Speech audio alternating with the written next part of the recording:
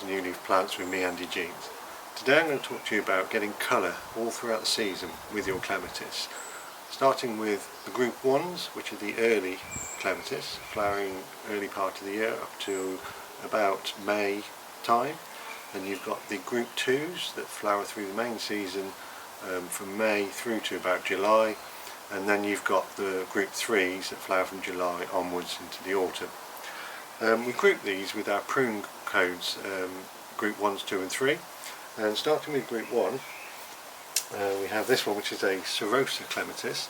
Now these are an evergreen Clematis, and they flower usually from about December all the way through to about February, March time. They've got bell-shaped, nodding bell-shaped flowers, and they get covered all over with these. And there's this one's called Eureka Valley, which is a pure sort of cream to white.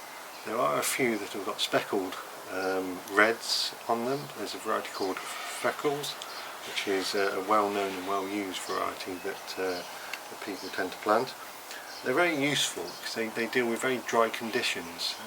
I've seen these grown up through conifer hedges, and you know how dry soil can be at the foot of a conifer.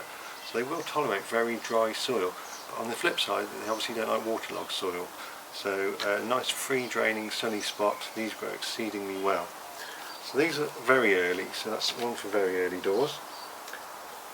We've got these, which are Alpina varieties, and there's just a flower just hanging on this one here. Now they're a nodding bell shaped again, and they get covered really from top to bottom with these nodding bell shaped flowers. Now these are classed as what we call atragene Clematis. There's several groups of species of these. These Alpinas, we've got Macropetala as well, and we've also got Koreana, the Korean Clematis. They're very useful in the fact that they give that early colour in the beginning of the year, and they produce a massive show. So don't always look for the large, blousy hybrid Clematis. These are really good, and they're good value for money, and they do repeat flower, so you sometimes get similar varieties that flower throughout the year. So they are very useful. Again, they quite like a dry soil, a little bit of neglect, and they do particularly well.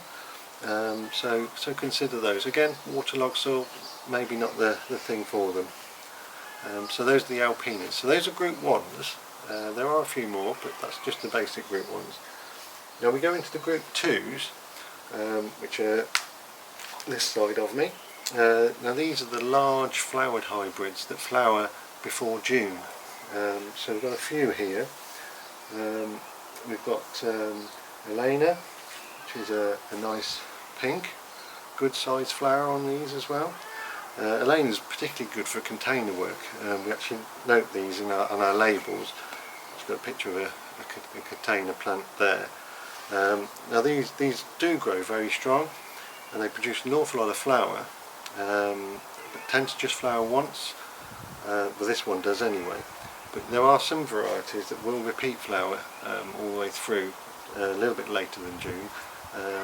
The doubles tend to do this, where you get an early lot of flowers that's a nice big full double, and then they'll flower again later on in the season as a single flower. So a lot of people get confused with why is it double and why is it single. It's just the nature of those plants.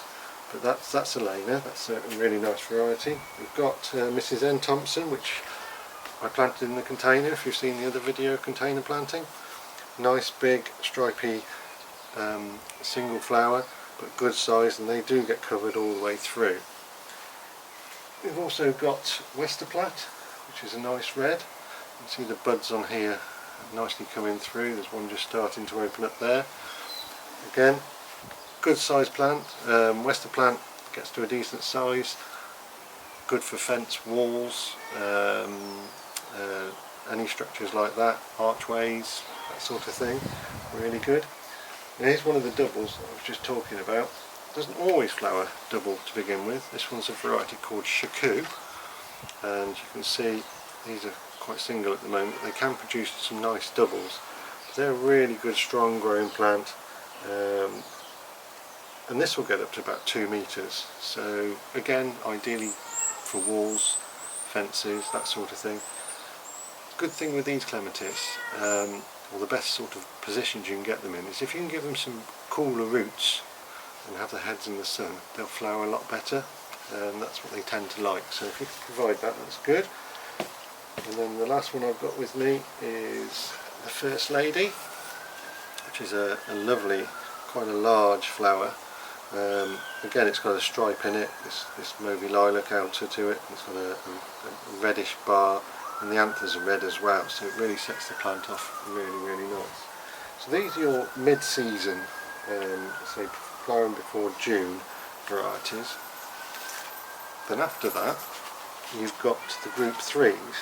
Now the group 3s tend to flower a little bit later than the group 2s, so you're looking at late June, early July, and flowering into the autumn. What I've got here is, I've got a variety called Sweet Sensation. Now this produces quite small flowers, absolutely covers the whole plant from top to bottom in these flowers, and they're very scented. So they're really good for sort of seating areas, over pergolas, arches, that sort of thing, where you'll benefit from that scent. Really nice variety. We've also got some of the large flowered hybrids that do flower later on in the year. They're not all the group 2s. We've got this variety here called Bernardine, which is one of Raymond Everson varieties bred. Very good for container work, this one. Grows very compact and produces a lot of flower bud on a short plant. So really useful plant in containers, that one for later season. And then we've got this one, which is Arabella. And again, it's another blue, smaller flowered. This does particularly well as a ground cover variety actually, for just to sprawl over the floor. But it also climbs as well, gets to about 1.5 metres, touches 2 now and again. You get a lot of flowers on that, and they're really nice. Then some of the best group 3s are the Viticella group. Now the Viticella group, you can often tell them because they've got a smaller leaf to them.